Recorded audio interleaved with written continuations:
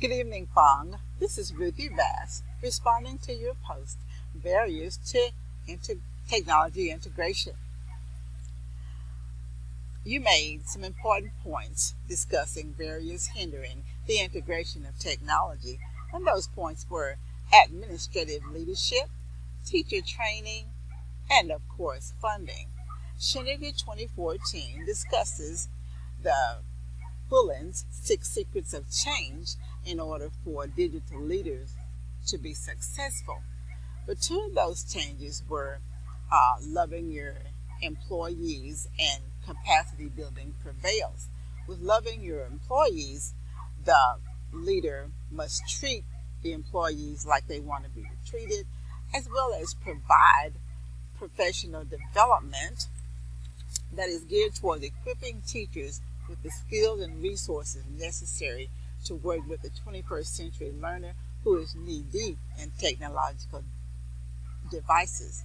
Now, when capacity building prevails, the leadership makes sure that everyone is on the same board when they're talking about the implementation of a new device or a new instructional program. Don't keep anyone in the dark. Keep the communication lines open. When I was in the school in the 60s and 70s, the technology we had were pencil and paper and a manual typewriter.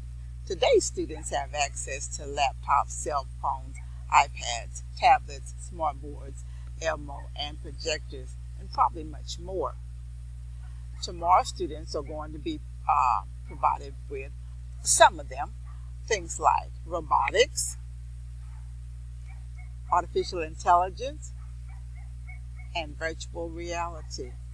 Now, inquiring minds want to know, what can we do now as educators to even the playing grounds for students without resources or access to the technology that will enhance their learning and lifestyles? Thank you for a great post. Have a great weekend. Bye-bye now.